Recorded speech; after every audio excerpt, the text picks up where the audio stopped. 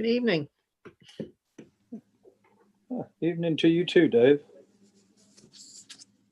Good to see you.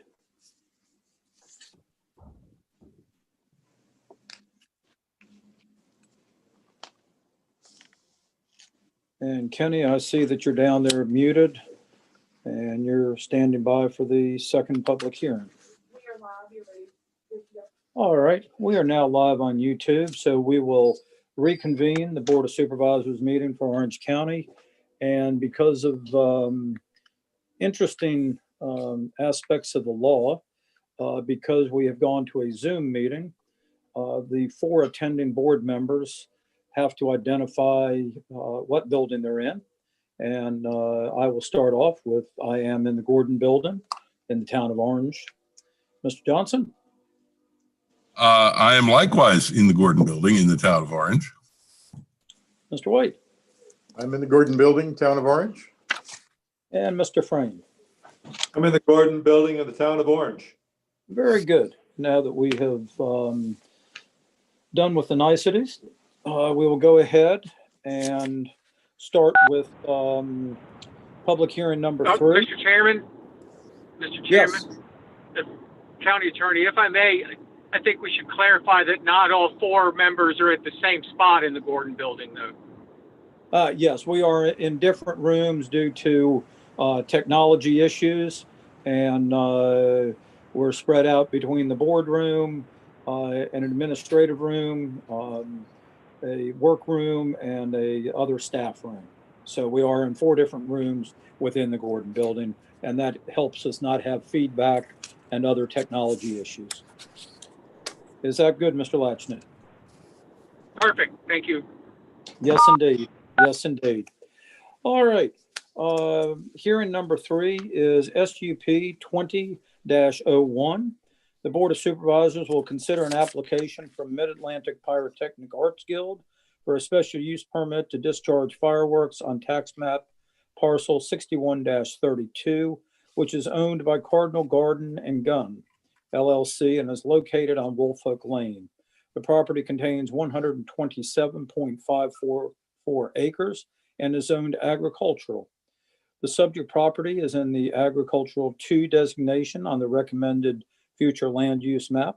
The request is pursuant to section 70-303-23 of the Orange County zoning ordinance as pyrotechnics testing manufacturing on a parcel 50 acres or greater in size. All right, Mrs. Thornton, would you please go ahead and give staff a presentation? Yes, Mr. Chairman. And in this case, and this is the first time I've been before you during the COVID era. So I'll start with the staff report, staff comments on this. I'm assuming is how you'd like me to proceed to begin with? Yes, ma'am. After Okay. that, we will have the applicant give their presentation. Okay. Well, as you've already mentioned, this is a special use permit application submitted by Mid-Atlantic Pyrotechnics Arts Guild to allow pyrotechnics testing / manufacturing on a parcel 50 acres or greater in size pursuant to section 70-303-23 of the Orange County Zoning Code. Section 70-1 defines pyrotechnics testing / manufacturing as the operations of nonprofit entity engaged in the production and testing of fireworks whereby the entity is licensed and regulated pursuant to 18 USC Chapter 40. The applicant represents a club currently consisting of approximately 80 members and proposes to conduct once monthly weekend events, April through October, during which members produce and display fireworks on site. The September event would include an open house to which the public would be invited. Members would either dry camp on site or stay at a local accommodation during the weekend events. Although the applicant has existed as an organized entity since 2012, which has operated in Orange County since its inception, application materials indicate that a hobbyist fireworks club has been active in Orange County for the past 40 years. The immediate area of the subject property is generally characterized by low-density agricultural and residential use, although Clearview Greenhouses is located on an adjacent parcel east of the subject property. There's a small residential parcel slightly over 1 acre in area, surrounded by an adjacent parcel also owned by Cardinal Garden and Gun, situated north of the subject property. There is a 2.39 acre parcel owned by Cardinal Garden and Gun adjacent to Woolfolk Lane, which is the site of a single-family dwelling and several farm structures. The topography in the area is generally gently rolling, although there are steeper slopes adjacent to various nearby water features. Concerning the planning and zoning history of the property, it does appear that the current zoning, the agricultural zoning assigned to this parcel, is its historic zoning. To summarize community input, and we've actually been processing this application since the latter part of January. The pandemic situation has significantly impacted this process. The public hearing notice for this special use permit application was advertised in the May 7 and 14, 2020 editions of the Orange County Review. Adjoining property owners were sent notices via certified mail on May 8th, and the public hearing notice sign was posted on the property on May 13th. And at the time that sign was posted, I was able to talk with two neighbors, neighboring property owners.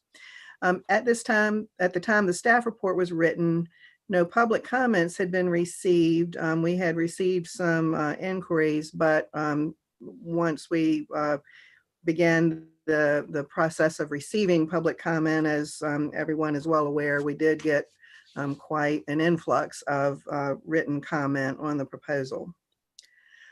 Application review committee comments were solicited via email on January 30th in anticipation of an earlier public hearing date.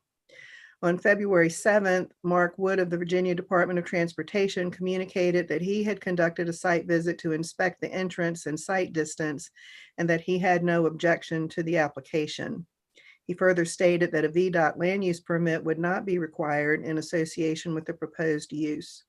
No comments were submitted by Orange County Fire and EMS or Economic Development, and none were submitted, at least at the in association with the ARC review, none were submitted by the Orange Volunteer Fire Company.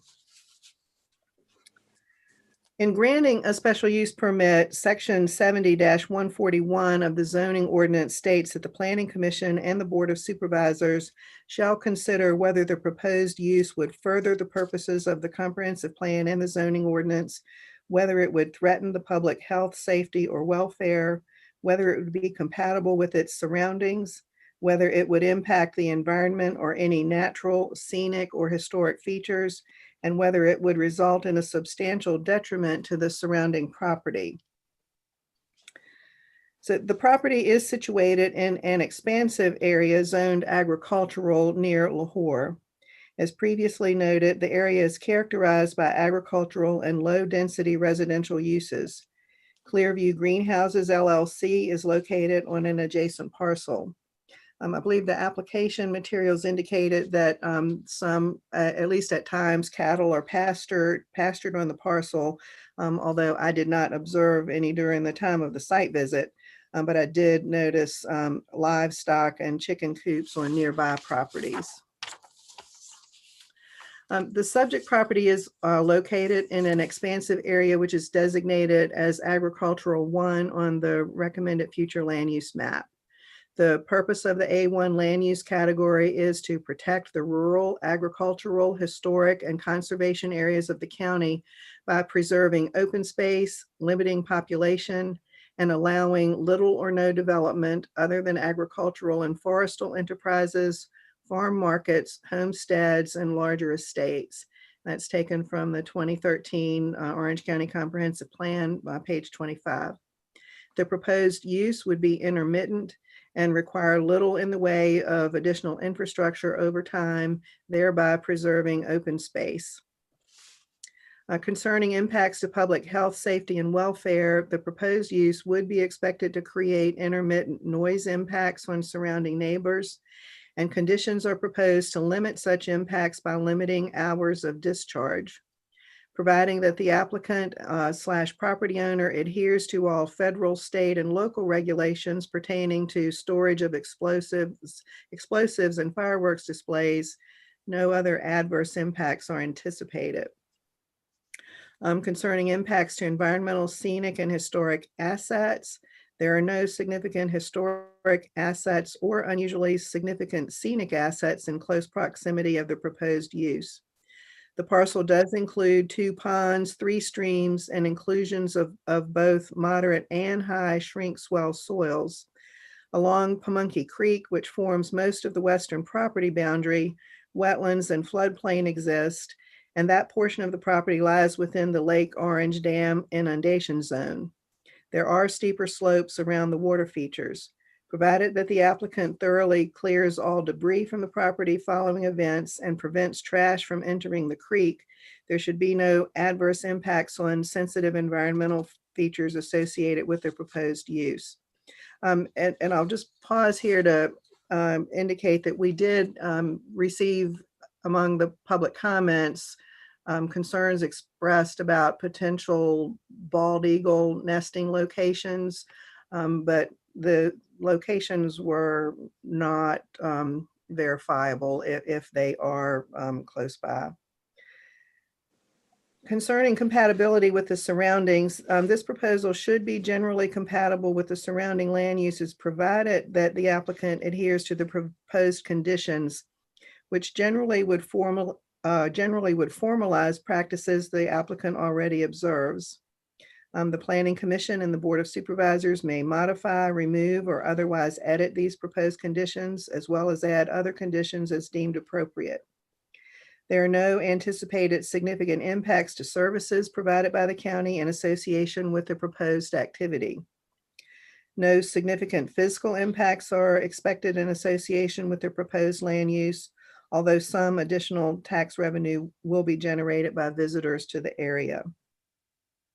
No significant impacts with regards to public transportation infrastructure are anticipated in conjunction with the proposed use, based on the traffic estimates provided of 20 to 35 vehicles per event. VDOT expressed no concerns about the proposed use. The initial staff report, which was written in May, did include a list of proposed conditions. Following the Planning Commission's additional public hearing, the receipt of public comments, a request for deferral from the applicant did submit some proposed modifications to the original application, and as a result, a supplemental staff report dated August 6th did reference some revised proposed conditions. I'm sure the applicant will cover what their proposed changes were. They, at that time, they did propose to reduce the intensity of their activities by reducing the number of weekends on which they manufacture and discharge fireworks from 7 to 5 during the months of May 1 through October 31, excluding the month of August, with no more than 1 event per month. And there were some further limitations to the hours of operation offered. So as I said, there were some revisions made to the proposed conditions. Subsequently, the Planning Commission did, in their action, recommend denial of the application. So there are no conditions proposed at this time in association with the Planning Commission recommendation. Okay. Ms. Thornton, thank you very much. I want to make one clarification here. On our agenda, it says that the subject property is in the agricultural 2 designation.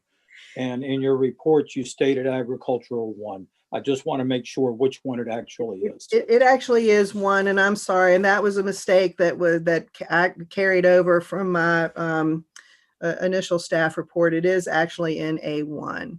Okay, not a problem. I just wanted to clarify that so there was no confusion. Yes, thank you.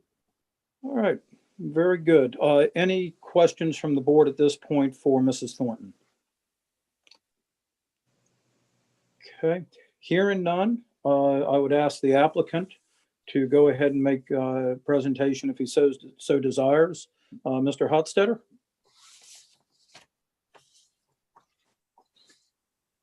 If you Mr. could- Chairman, So Yes. I'd like to recognize Darvin Satterwhite so he can explain kind of we're not familiar with all the procedures of these, but he's been a big help to us. And so I'd like to Okay. call on Darvin to start if possible. Okay, he's mom and dad then, right? That's correct. Okay. Welcome, sir. thank you, Mr. Chairman. That mom and dad reflects my technology skill. My daughter, I think, is responsible for that. So Very good, sir. not normally known as mom and dad. So, my name is Darvin Satterwhite. My address is 3013 River Road West. I'm here in Goochland, Virginia. I'm an attorney. I represent the applicants and would like to make a few comments for you. We have some folks here that have a lot more expertise in fireworks than I do, display and the technology involved. Of course, Ed and Carol Hostetler are here tonight. Both of them are members of MAPAG. They're actually the sole members of the LLC that own the subject property. We also have Dr. John Steinberg, who's been a very helpful technical advisor for MAPAG. He may have some information he'd like to give you with regard to more technical aspects of this, some of the environmental issues that I think have been discussed in some of the emails. So he can certainly, if the chair would allow, address that more succinctly than I could. We also have Dave Stoddard. He is the president of MAPAG, is here as well tonight. Carol Hostetler is going, if chair would permit, would like to at least present background of her organization and how it would be operating on this site. And then I would just have a few brief comments, if the chair would allow, regarding the comp plan and the ordinance involved. I would ask, with the chairman's permission, we had tried, if I were there in person tonight, I mean, normally we would have a PowerPoint presentation or at least some document to summarize some of our finer points. I tried to get this to the county last week. I know with Thanksgiving and that type of thing, it makes it hard for folks to get those, but I had sent a letter out, an email out on November 25th. If we could, Mr. Chairman, we would like to make that part of our presentation and part of the record. Absolutely. I believe all board members do have that in their possession. All right, thank you, sir. And with that, Mr. Chair, if you would permit, I'd like to ask Carol Hostetler if she could make a few comments. Absolutely. Mrs. Hotstetter.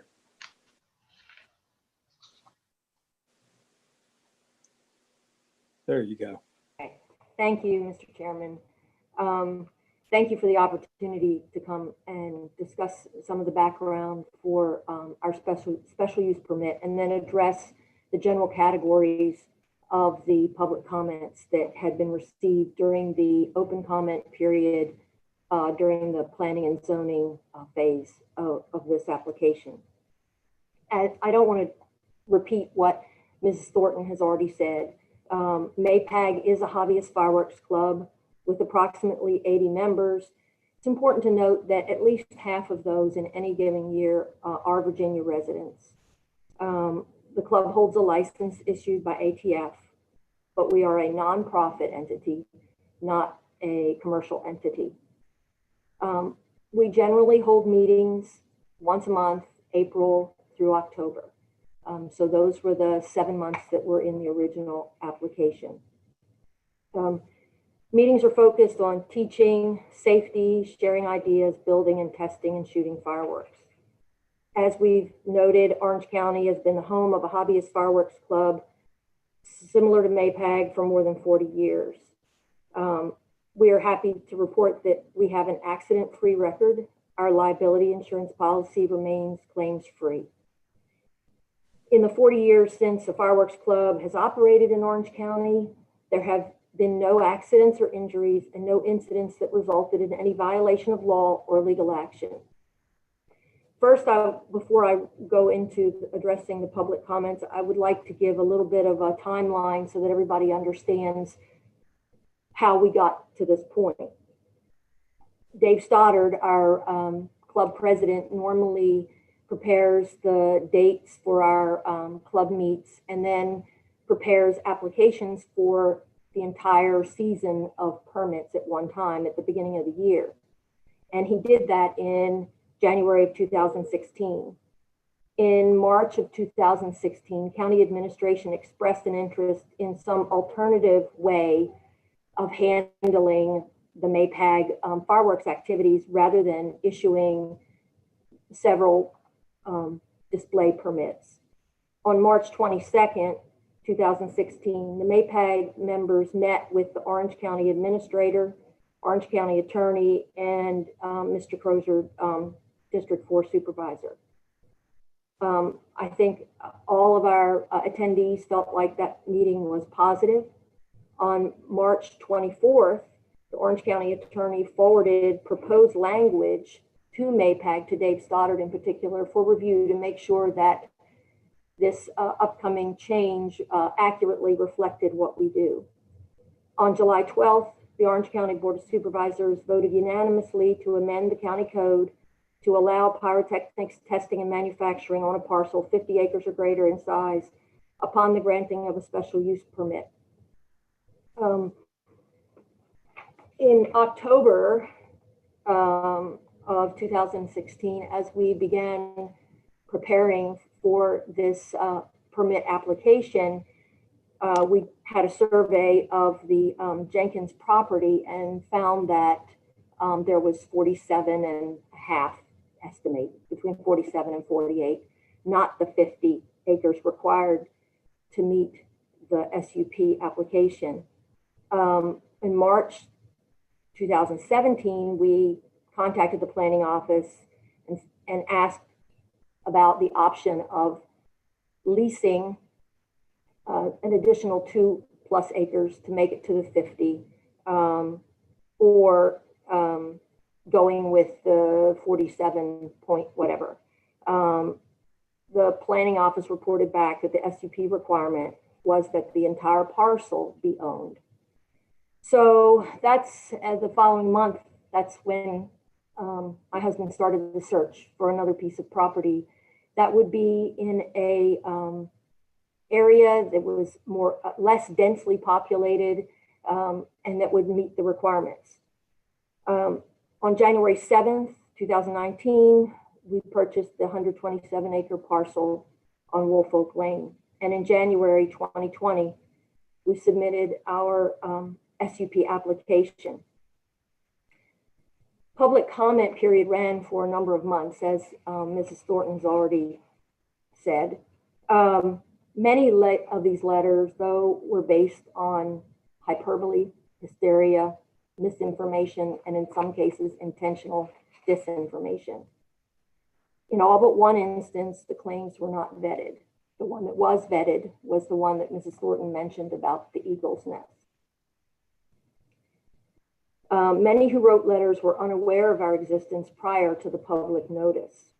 We were often unable to even determine if the people writing the letters were county residents because there weren't complete addresses with many of the letters.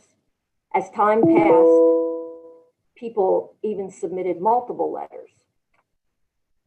Some even claimed that they heard noise from the new property when we haven't done any displays there.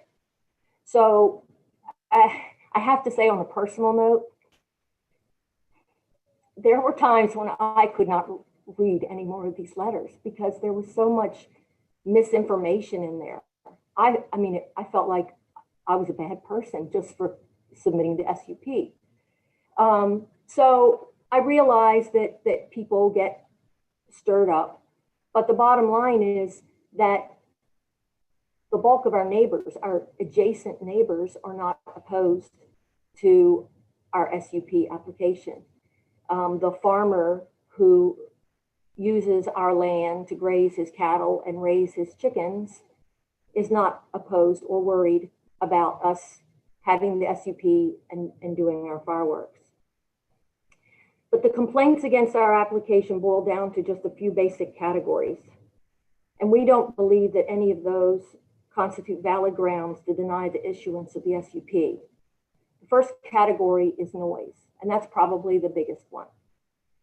There's no way to say it. I mean, fireworks have a sound component, and there are some people that just simply don't like fireworks. The MAPAG, if you refer to your the letter that the position letter that Mr. Satterwhite sent, there are some charts in there.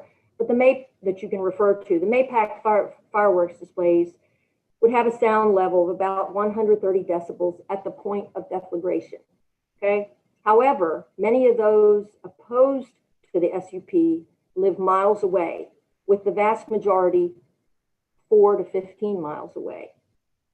If you note the charts in the position statement, just 2 miles away, the sound levels from the fireworks would be reduced from 130 decibels to 60 decibels, the level of conversational speech or an air conditioner. Although we strongly believe that those opposing our application have grossly overstated the noise concerns, we nevertheless were sensitive to those comments. And that is why we put forth an amendment to our original application. We have proposed limiting the display hours to only Fridays and Saturdays instead of Thursday, Friday, Saturday, from 7 p.m. to 11 p.m. And I want to stop here just to explain that 7 p.m. to 11 p.m. The fireworks themselves normally do not go on for more than an hour, but you have to have the window because safety concerns or weather concerns or any number of little things that can happen. Additionally, you need the window to be large enough that it can accommodate the fact that we don't really get a true dark sky in the summer months until almost 10 o'clock. So our revised proposal was 7 p.m. to 11 p.m. with a limited testing between 1 and 4. Again, I want to say that testing means just that. It doesn't mean a fireworks display. It means if somebody wants to test a device because they need some help with it, and somebody else could tell by watching it and listening to it, that's when we would test.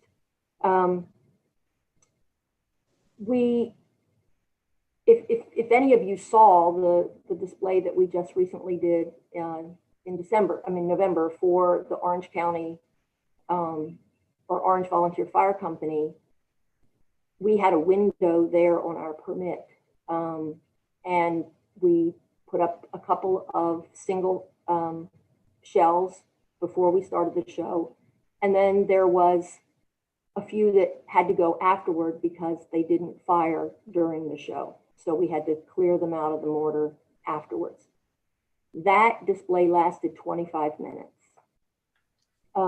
That would be typical of our September event, which is our largest display. Most of our others are 25% of what you saw if you saw it at the display last month.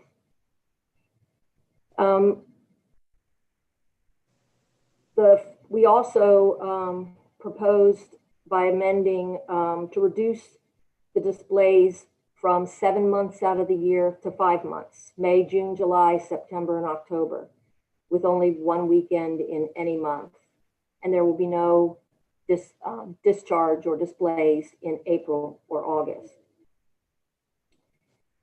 We also have limited our salutes to 4 inches. NFPA allows 5 inches.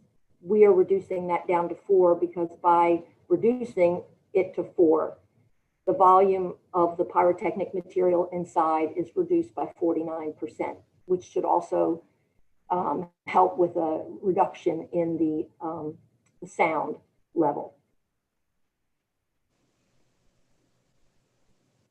There's a personal note here again is we value our neighbors and we want to be good neighbors. And I just think that in some cases, some misinformation has been put out there and gotten some people stirred up and scared. The next point of a comment that was quite, it created quite a stir was complaints falsely stated that eagles nest on ours or an adjacent property. That also reported that Maypag was under investigation by the U.S. Fish and Wildlife Service. That was patently false. Ms. Thornton verified that that claim was false. And there's also a tracking mechanism that tracks eagles in Virginia. And the closest one is 4 miles away in Louisa County. You can see that in Exhibit B of the packet that we most recently sent. And the National Bald Eagle Management Guidelines published by the U.S. Fish and Wildlife Service even notes that fireworks can safely be used if there's a half-a-mile buffer between the fireworks and any eagle nesting or roosting. And we have more than 4 times that. The next category was environmental hazard, and I would like, with your permission, to ask Dr. Steinberg to address that portion, since that's one of his areas of expertise. Absolutely. Go ahead, Dr. Steinberg. Are you ready, sir? Yes. Okay, thank you.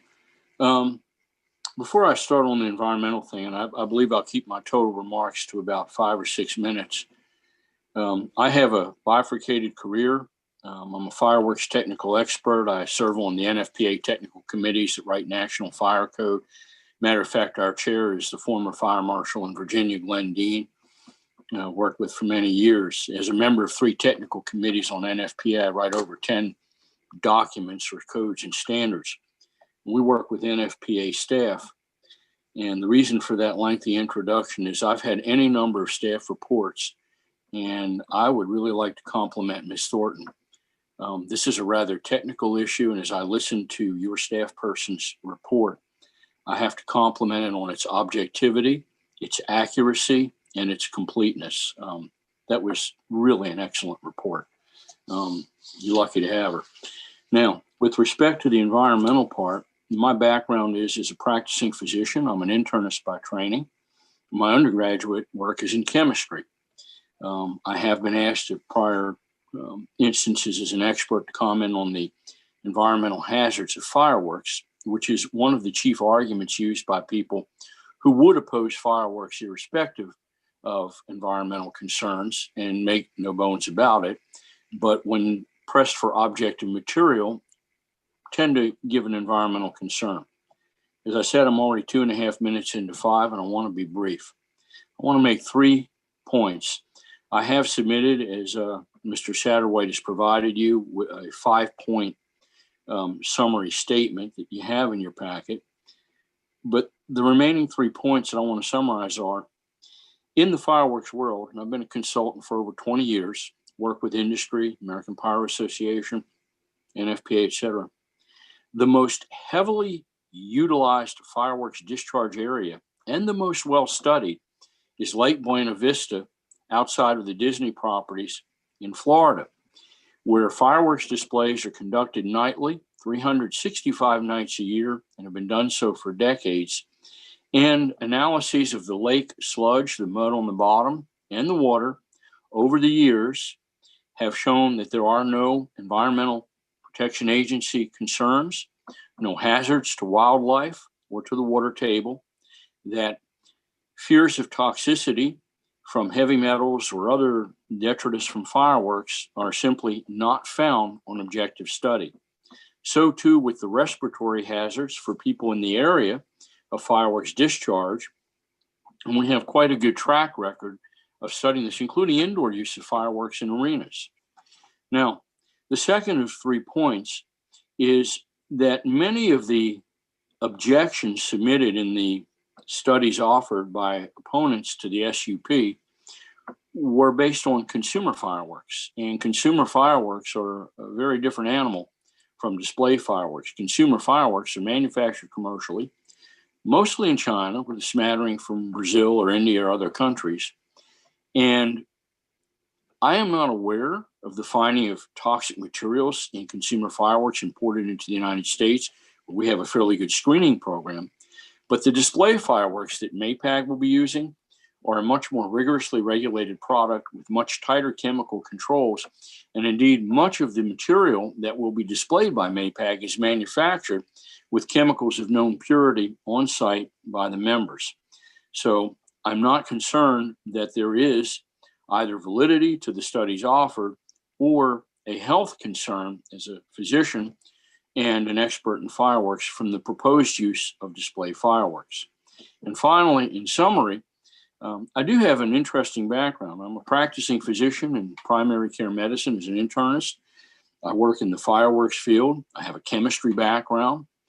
And I am convinced that not only does MAPAG have a technically safe operation from the perspective of fireworks discharge, but with respect to environmental concerns, as a fairly objective expert, I do not find that there are any environmental hazards. And as Ms. Thornton noted, none were identified in the reviews by staff or other Virginia agencies. So with that, I'm happy to take any particular questions. Otherwise, I've got my written opinion submitted. I've made my points. I want to compliment Ms. Thornton again. And hopefully I haven't strayed much over about 6 or 7 minutes. Thank you, Dr. Steinberg. Mr. and Mrs. Hofstetter, did you have someone else? Did you, Mr. Stoddard, was he going to speak, or are you done? Actually, the last category for the public comments dealt with whether we fit into the comprehensive plan. And I would like, with your permission, to have Mr. Satterwhite address that issue. Absolutely. Thank you, Mr. Chairman. I appreciate your patience. I'll try to sum this up quickly. Let me just mention one thing about the code change. It's a fairly recent code change back in 2016 to allow this, this type of SUP. And we have there, one of the interesting things about that particular code change, it does require a minimum of 50 acres, for this type of use. Now, the subject property that this SUP is all about is 127 acres. But effectively, we have control more than that. Immediately to the north, adjoining the 127 acres, there's another 134 acres that we own as well, plus another 2 acres. So effectively, we've got the control over 263 acres. So it is vastly larger than that threshold 50 acres that the ordinance calls for. And it's also set out in a way that obviously being that much acreage, it is spacious. We're about where our site is for the actual displays of the fireworks. We're about 4,000 feet off of Grassy Road. So it's a substantial piece of property that lends itself well to having, natural buffers simply due to the size of the landmass that we have. And having said that, I could understand, and we get these emails, and naturally you'll have people on any of these things that are pro and con. And I could certainly understand it if this were being located on a 50-acre parcel in a much more densely populated area of the county next to a major subdivision or the town or something of that nature. But in point of fact, we're located in one of the most sparsely populated areas that you have on a relatively large landmass. So when you adopt an ordinance like this, obviously it is adopted for a purpose to at least open the door for this type of activity somewhere in Orange County. But the thing would be, if not here, where would you have it? Because this is an ideal location, sparsely located, a large tract of land that has substantial buffers. And then in addition to that, again, I would like to compliment Ms. Thornton as well. She's certainly been helpful to work with in developing some of the conditions and restrictions. It's not wide open. We're not there like Disney World doing it every night. I mean, this is an activity that's restricted from May to July with a break in August, no activity in August, and then September and October. Only these conditions that are proposed would restrict the usage to just once per month. And I think the county has on the staff level has recommended basically that we'd only have 4 months. We've asked for 5, but in either event, it's not every day or even every week. It's restricted to once a month just for those limited periods of time. The comprehensive plan, just very briefly, I noticed that there are several things in your comprehensive plan that do point to this particular type of land use, and particularly on this property, that we are compatible with. For example, on page 15 of your comp plan, it's very clear that you try to promote things that would enhance agricultural and forestal uses and also outdoor recreational uses. Now, this is something that our people the MAPEG members come to. Of course, they enjoy it as a outdoor recreational activity, but it's not just something that has benefited them privately as club members. As the board members are probably certainly aware, MAPEG has been very supportive of the voluntary fire and rescue and helping them with their fundraisers and promoting these fireworks shows that have helped them out. They enjoy doing that because they enjoy fireworks, but they also enjoy doing it because they want to be part of the community. And most recently, as Carol mentioned earlier, on November 13th, we had another one of those fundraisers there at the fairgrounds for the Orange Volunteer Fire Company. On pages 18 and 55 of the comp plan, it basically says that the county would like to promote, like any county would, tourism. Granted, we heard a lot of in our emails that, well, a lot of these people are from all over the state of Virginia that are members of MAPEG. Some of them are even out of Virginia. Well, the thing is, to promote tourism, you would like to have people from outside of Orange County visiting Orange County from all other parts of the state, from outside of the state, hopefully to see the historical things here in the county, just the quality of life here, just a beautiful place Orange County is. And they take that back with them when they go back to those other parts of Virginia or outside of Virginia. This is an ideal organization and land use that does lend itself well to promoting tourism in a way that is free to the county, but is very effective. We put in our letter, and we're not trying to overplay this. I know $55,000 a year is a drop in the bucket for most any county on the budgets, but we do think we contribute just about that amount annually with respect to what we spend in the county with their people coming and going, and the buying of gas and food supplies and the different things that they do. And then finally, the comp plan, I think as the staff report indicates, is there to try to promote open space and agricultural uses. Now, that's important because right now that 127 acres that we have in the adjoining properties that's there is being used for crop and cattle production. I mean, there are alternative uses. I mean, obviously you could have a small subdivision there, but that's not the type of things that promote the rural atmosphere that can be left in place if this type of activity is allowed here. So we do support that. And just in closing, let me just say this. I know I saw in a number of the emails that we received, I think I may have even heard a comment during the planning commission meeting about, well, this is spot zoning. Of course, your county attorney obviously can advise you on what that is. But spot zoning, I think the Virginia Supreme Court's been clear, is a type of zoning that the only thing it does, if it's given to someone, is benefit solely that private property owner. Well, and that's generally the definition that's accepted here in Virginia.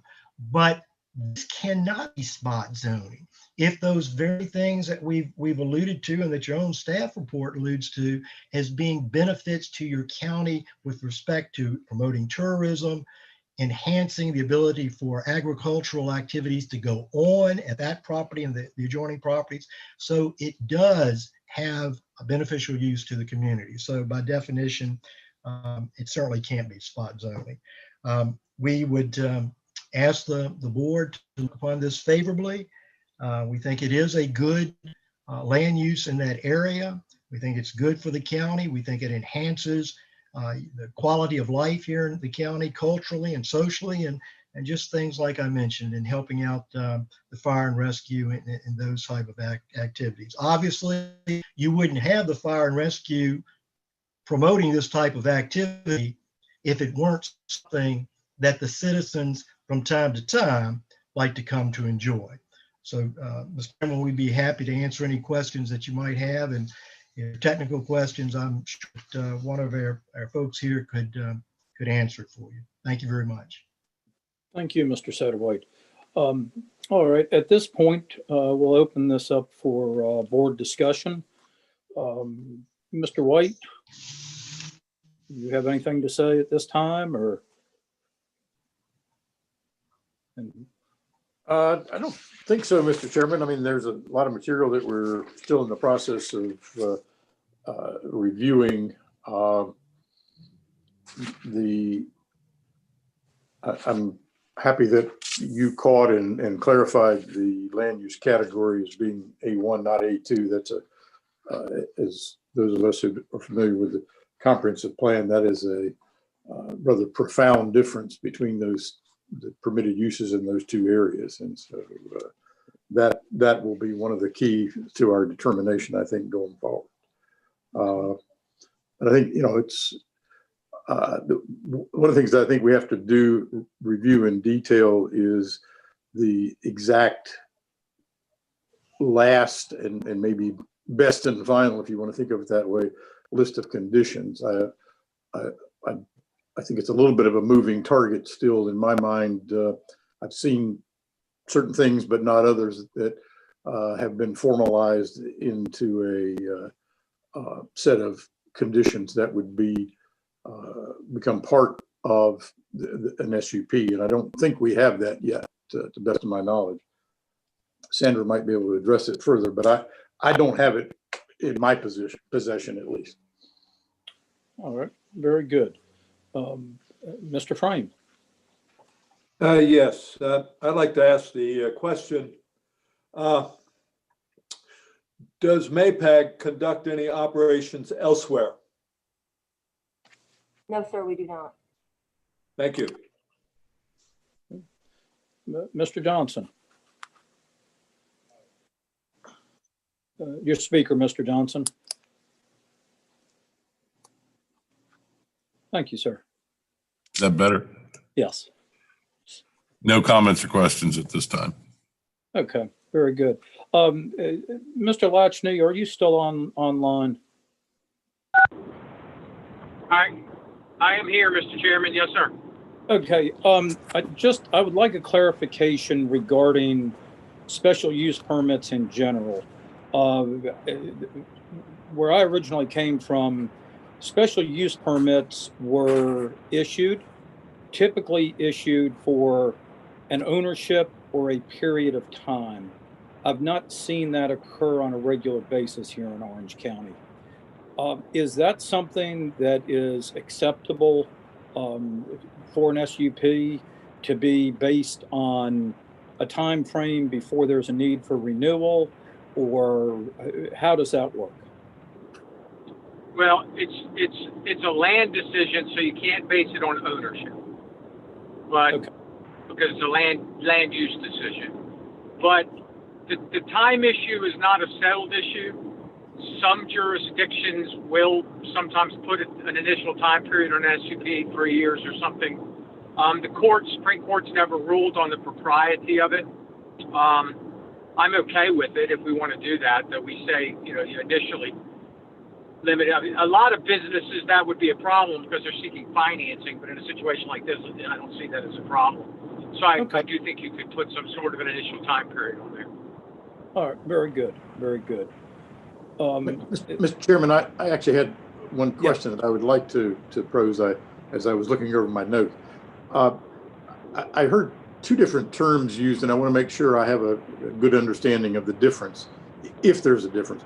You talked a little bit about testing, and then you talked about display. Are those distinctly different activities, and could you define them a little more thoroughly if they are? Okay, oftentimes for testing, let's just say it's my first time ever to make a rocket, okay? And I'm really wanting to know, did I do it right? I may test that in the afternoon during that time frame before I go and use all that material to make a bunch more, only to find out my technique wasn't proper. That's what we mean about testing.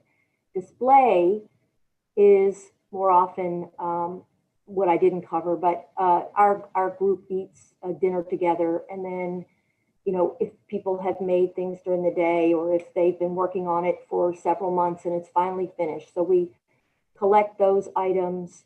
We may have a short display, more like a commercial display that'll last a few minutes. And then, because each of these devices that we create we consider a work of art. So then we would shoot those one at a time so that you could see it, so that it's not clouded in with everything else. And so that might last, I don't know, 15, 20 minutes, 30 minutes. That's part of the display at night. Okay. So to help me understand it, the testing could involve sort of one at a time or one-off actual display of that particular. That's all it does. I mean, Yeah, it's a one thing. Okay. Test. You want to see the color. You want to see a particular. I use the example of a rocket because you want to make sure that the way you've been doing it, it actually gets off the ground, so you might want to just have one in the afternoon before you then go take all of your materials and make them all, and then might find out that they all failed. It's important. It's an important distinction, because if I understood your proposal correctly, the display would take place as you proposed between the hours of 7 and 11, but the testing could be in the afternoon and prior to that period. 1 p.m. to 4 p.m. for testing. Right. Okay. Okay. Thank you. Thank you, Mr. Chairman. All right. Very good. Any other comment from the board at this time? I'll just have one or two comments, and I'll reserve any others that I have until 2 weeks from now. There has been a pyrotechnic club in Orange County for around 40 years. One thing that is important to note is the previous club that was here was much more indicative of the 70s and 80s era of enthusiasts, I guess would be the best way of putting it. I actually stopped by their old site one day, probably 5 years ago, 6 years ago, and I talked to Mr. Stoddard and talked to some other people, and I was pleasantly surprised and impressed that they were not what a lot of people would call a bunch of yahoos out there. They were talking way, way above my head. There's chemists, there's scientists, there's educators. It is a hobby for these people, but it is a very precise and refined hobby. I've done quite a bit of research, and like I said, I know the previous group was the Cracker Jacks, and I know some of the people did belong to that group. But the Cracker Jacks were more out there to have fun and party. This group has impressed me all along as being more of what I would consider a professional organization. That, and I'm trying to remember, it may be Mr. Stoddard's daughter that is a chemist or studying to be a chemist, something along these lines. And that is what got her interested in the fireworks, was the chemistry and the science behind them. So I just want people to be aware that the whole history of the pyrotechnics in the county is not MPEG. They are really about the last 5 or 6 years, I believe.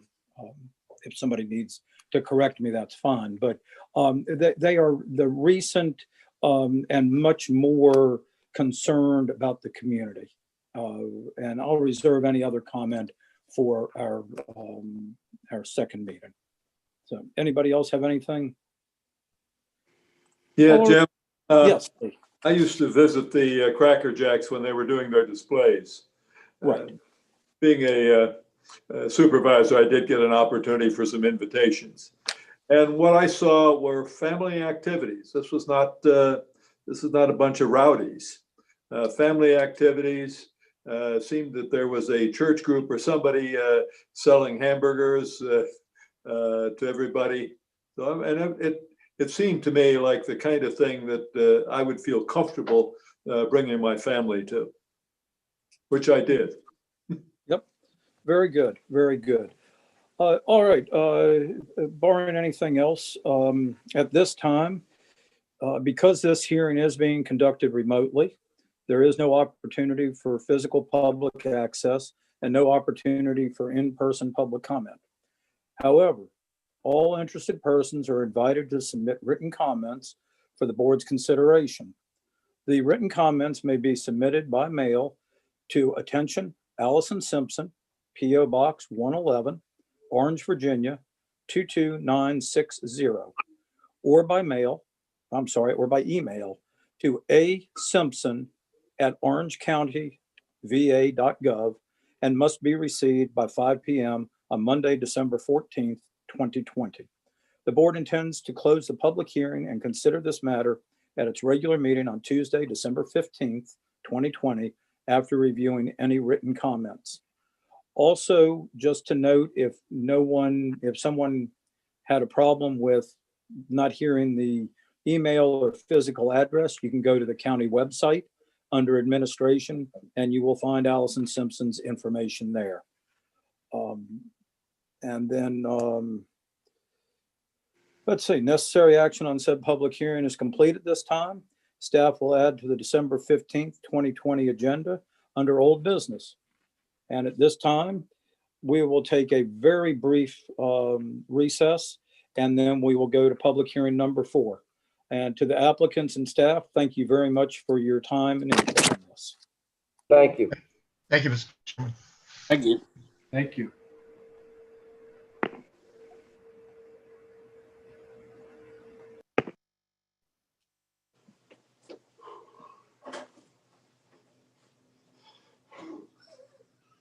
Hard work, isn't it? I used to go down to those things. They were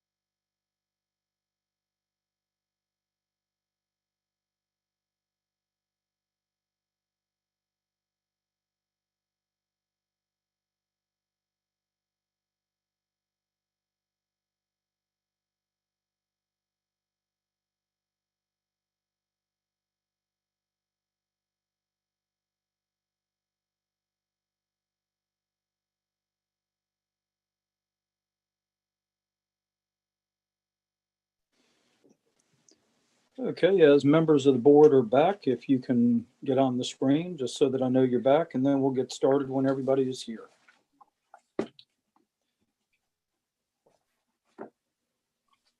Ms. Thornton, thank you very much for your earlier presentation. I look forward to this one. Thank you.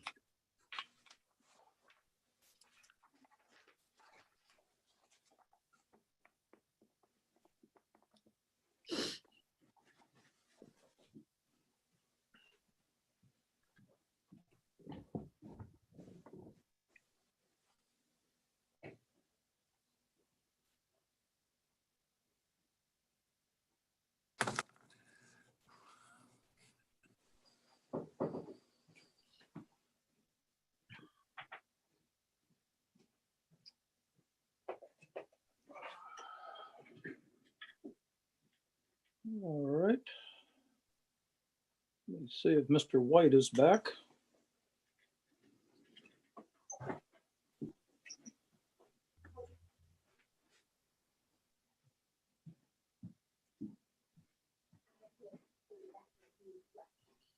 so you got him back in now. Okay, thank you, ma'am.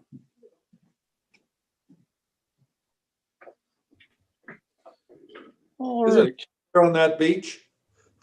That is in Aruba, and it is a gorgeous beach. I'm Makes- just saying, makes me aren't you feel- hot? I'm looking, seeing you there, and Yes, indeed. So, all right, very good. And real quick question for Mr. McLean and Mr. Dodson. Are you all going to stay invisible, or are you going to come join us in a moment? I will shine. I'll be seen when I guess I need to talk. Okay, very good. Very good. All right. We are now back in session for public hearing number 4, which is rezoning 20-02 SUP 20-03. Board of Supervisors will consider an application from Storeland LLC to rezone tax map parcels 23-12-E-F and -8 from C1 Limited Commercial to C2 General Commercial, contingent upon approval of the rezoning. Storeland LLC has submitted an application for a special use permit to construct and operate a self-storage facility on the parcels. The property contains a combined 10.882 acres and is located east of the intersection of Route 20 and Route 601 and is situated in Subarea 7, South Wilderness of the Germano Wilderness Area Plan. Mrs. Thornton. Video. Thank you, Mr. Chairman. The memo in your package dated September 30th was written to update information provided in a staff report dated January 9, 2014 regarding rezoning 13-02 and special use permit 13-04 for McLean Self-Storage Facility. And that report is attached and incorporated as part of the September 30 memo. The current applications represent essentially the same project as previously proposed, and many of the conditions existing at the time of the prior approvals remain the same.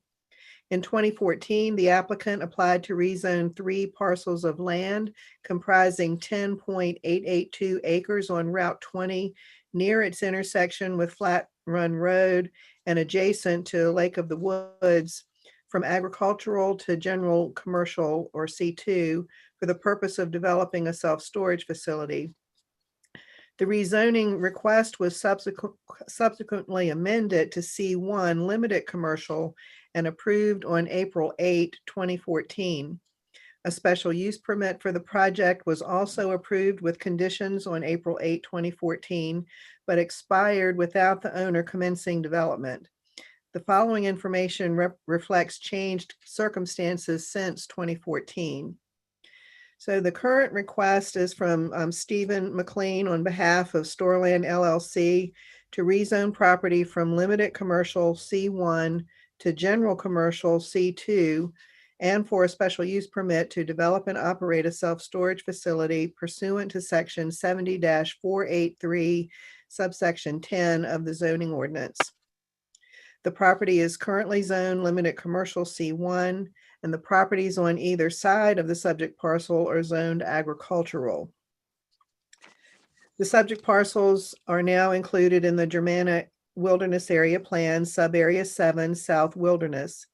Guidance for commercial development in the plan includes the parcels in an area slated for tourism/visitor-focused commercial and neighborhood scale offices/professional services. To summarize community input, the public hearing notice for the Planning Commission meeting was advertised in the Freelance Star on September 17 and 24, and in the Orange County Review on September 24. Notices to adjacent property owners were mailed on September 21st. Signs were placed on the subject parcels on September 17, and another site visit was conducted on September 22nd. At the time that this September 30 memo was written, a number of calls had been received from adjacent property owners, primarily residents of Lake of the Woods. Comments from the Application Review Committee were solicited via emails on July 20th and September 10. The Rapidan Service Authority offered no comments since the proposed facility would be served by private water and sewer. A comment email from the Virginia Department of Transportation is attached as part of your package, as is a letter from the Culpeper Soil and Water Conservation District. And some of those comments have been incorporated into proposed conditions associated with the special use permit. None of the reviewing agencies offer differing comments on the two current applications. So they looked at the rezoning and the special use permit applications concurrently as well.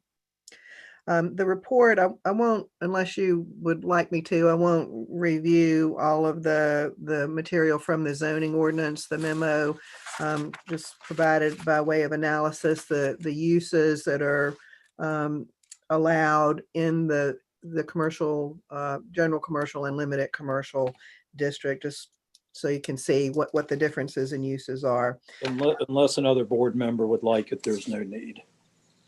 Okay, that was kind of my thinking too. But I would just like to mention that there are other properties in close proximity to the subject parcels, which are also zoned C2. Concerning threats to public health, safety, or welfare, exterior lighting standards were adopted on May 8th, 2018, that are intended, among other things, to limit light trespass on adjacent property and to prevent hazards to drivers on adjacent roadways. But from the staff perspective, other than potential light trespass, there weren't other hazards, for the public. Concerning substantial detriment to surrounding property, section 70-484 in the C2 district regulations require a minimum 50-foot side or rear yard setback adjacent to residential or agricultural districts and require suitable fencing and or landscaping to screen the adjacent use from adverse impacts. The suitability of fencing or landscaping is to be reviewed and approved as part of the site plan review process. However, staff recommends recommends a condition as part of any special use permit approval that will require a natural tree buffer of 50 feet as stipulated in the prior approval of SUP 13-4. That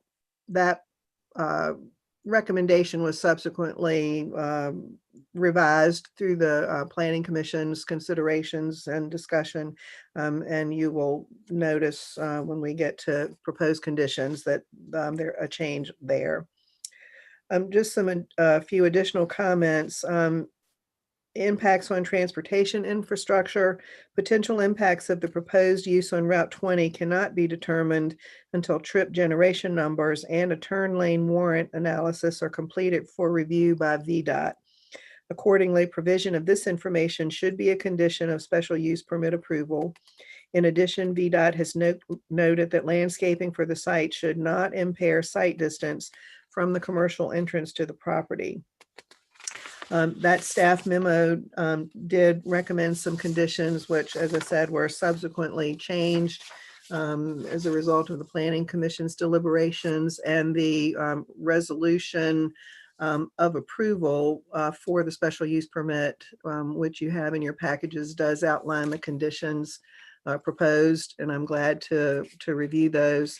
And the Planning Commission has recommended approval of both the rezoning and the special use permit.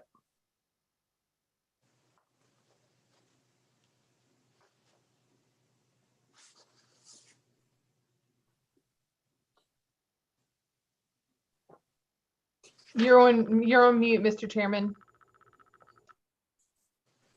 And a lot of people would be happy about that.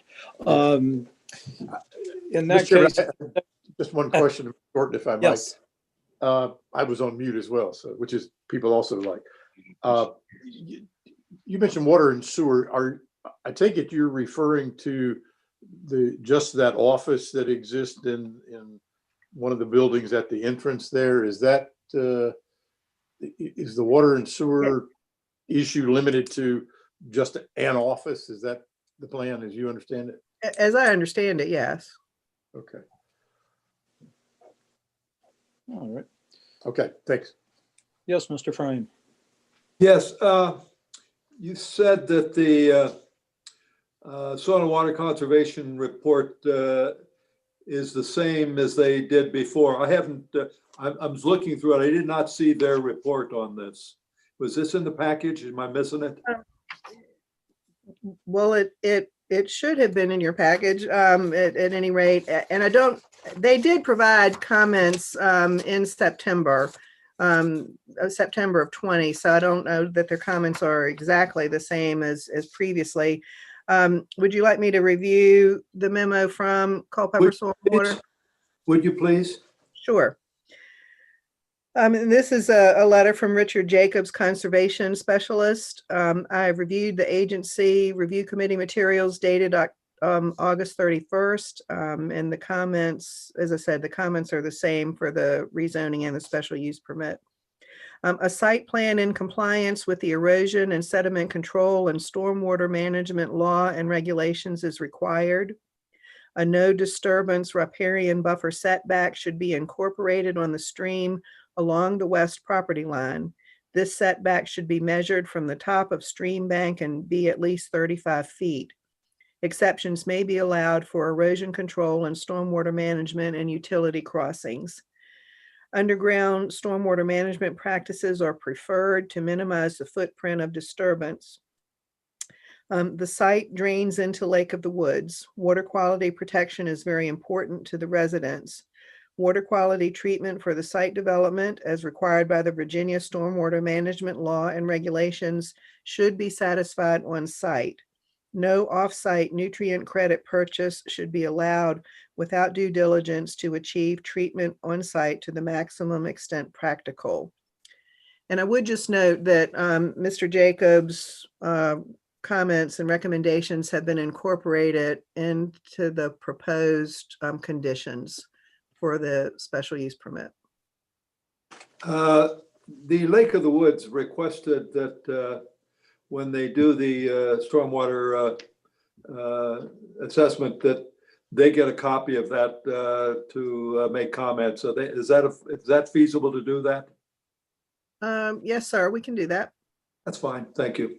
Mm-hmm. Okay, any other questions for Mrs. Thornton at this time? All right. Mr. McLean, you're back on. Is that correct? Yes, I'm here. Okay, very good. Mr. Dodson, who is going to do the presentation? Steve can start it and I'll follow up. Okay, very good. All right. All right, Mr. McLean, if you could go ahead. Okay. Yeah, I missed this ordinance description here before because I lost connection. But yeah, we're just trying to revisit the self-storage facility that Ken and I were talking about back in 2014. We had obtained C1 zoning, and since then you've changed it to C2 zoning to have self-storage. So we went through and tried to, with the planning board to get approval to to talk to you guys about establishing the C2 zoning, and then also the special use permit for the self-storage. We would like to build a premier, approximately 620 unit self-storage facility just off of Flat Run and 20. Phase 1 consists of 4 buildings with approximately 250 units with climate control and drive up. It'll be, all structures will be metal. The 2 buildings that when you enter the site will have 312 pitch on the roofs with stone fronts. The entire project will be fenced with ornamental fencing in the front and black chain link fenced around the rest of the perimeter. The entrance will be gated with electronic keypad. Surveillance cameras will be placed at the gates and driveways and inside the climate controlled buildings. Probably have, before the property is over, we'll probably have 40, 45 cameras on site. Zoning for this property, like I say, hopefully we'll change to C2. Those structures are currently on the property.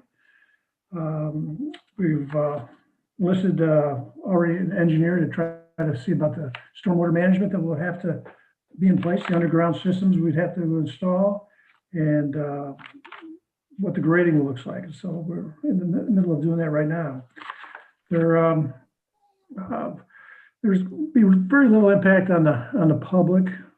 The signage, there's no maybe 15 cars a day to 20 cars a day when the project is toward being mature. At first, it will only be like 6 to 10 cars a day.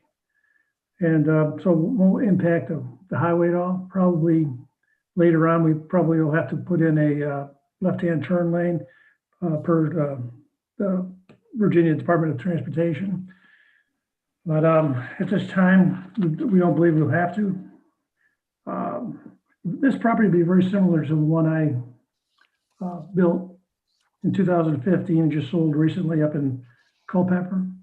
And I'll use the same colors, earth tones, rock fronts, and highly dense landscaping for which is part of my marketing. It'll be the nicest looking property on Route 20.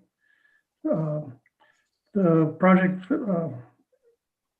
there's no cost to the infrastructure, but we will be generating tax dollars. Environment shouldn't be affected in any means. The stormwater management should take care of everything as per the current laws. And we'll hope to add a nice dimension to the Route 20 corridor. They say it will be the nicest looking property on 20 all the way from Route 20 to N3 to Orange, City of Orange. We'd like to, the project will be probably about a 5-year program, start out with the 4 buildings, and it'll take 5 years to bring all the buildings on site and to finish the project. We will be doing the first 4 buildings in the front. We'll fence the whole facility. It'll be landscaped so that when we get done with the first phase, Route 20 corridor will be totally finished and you shouldn't see any more real construction after that. And that's pretty much what we're proposing. All right, very good. So you said when you come in the main gate, it would be the first 4 buildings on the right-hand side. Is that correct?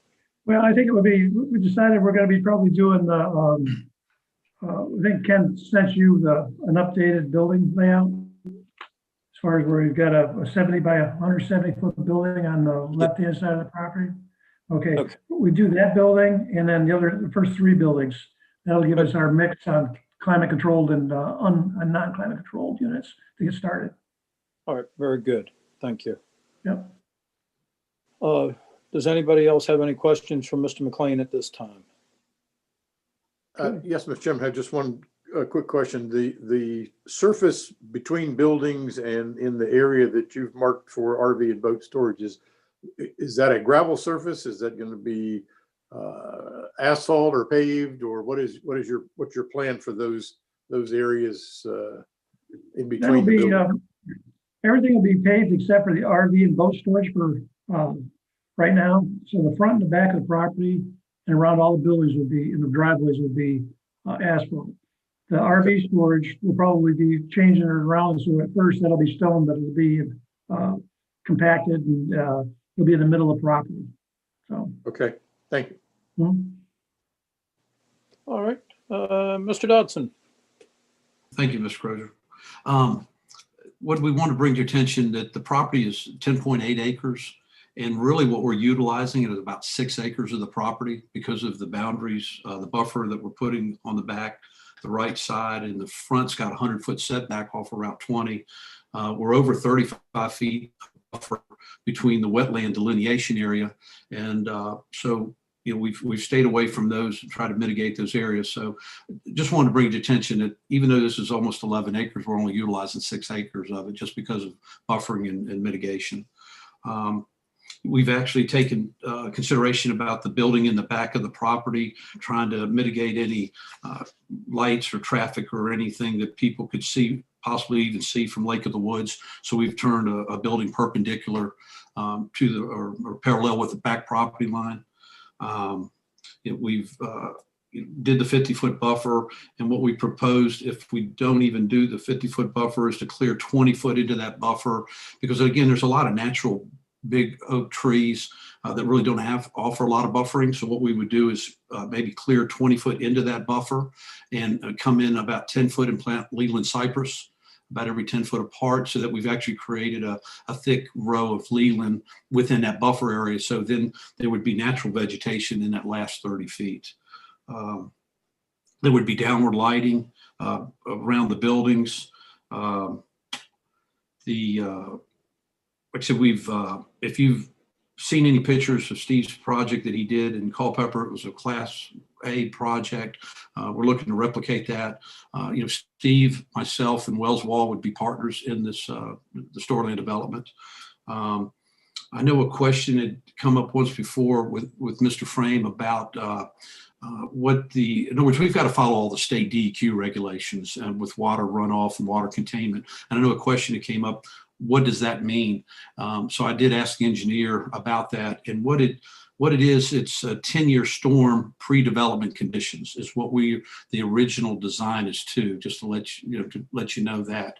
So I did try to follow up on that information. It's pretty much it. I think, again, like Steve, reiterate what Steve had said. I mean, it's low impact, very minimal impact to the county. It's an asset to the county. It's a tax revenue stream for the county. And we're looking forward to doing a nice, classy project with the storage buildings. And I leave it for any questions you all may have. All right. Does anybody have any questions? Mr. Chairman, just a stormwater follow-up. Make sure I understood. It sounds like your goal, at least, is, and maybe the DEQ requirement is that there's no runoff contribution from the developed portion of the site into that wetlands area. Is that what you're trying to achieve? You're trying to keep any runoff from the developed area to be handled by the stormwater management systems themselves. Is that essentially what you're saying? Yeah. Or your target? Yeah, that's correct. In other words, anything, because of the conditions that are there now, we can't have any more runoff water quality or water quantity than what is there now. And so we've got to be able to contain that runoff. And so, like I say, when the DEQ regs are basically, that's designed for, like I said, a 10-year storm event. And so that creek would continue to flow like it's flowing, whatever runoff's coming off of that, we would have to contain our runoff for a 10-year event before it discharges into that creek. Yeah. Or it's really not a creek, it's a dry ditch that becomes a drainage way, and an intermittent stream comes as VDOT. Right. So, all right, very good. Any further questions for either Mr. McLean or Mr. Dodson? All right, thank you, gentlemen. Appreciate your presentation. Because this hearing is being conducted remotely, there's no opportunity for physical public access and no opportunity for in-person public comment. However, all interested persons are invited to submit written comments for the board's consideration. Written comments may be submitted by mail to attention Allison Simpson, P.O. Box 111, Orange, Virginia 22960, or by email to asimpson@orangecountyva.gov and must be received by 5 p.m. on Monday, December 14th, 2020. The board intends to close the public hearing and consider this matter at its regular meeting on Tuesday, December 15th, 2020, after reviewing any written comments. Once again, I will remind anybody that did not catch the mailing address or the email address, you can go to the county's website under administration and you will find Allison Simpson's information there. Okay, necessary action on said public hearing is complete at this time. Staff will add to the December 15th, 2020 agenda under old business. And at this point, I would entertain one more motion for adjournment. So moved. Second. Second. All in favor? Aye. We are adjourned. Thank you, everyone, for your attendance. All right. Good night.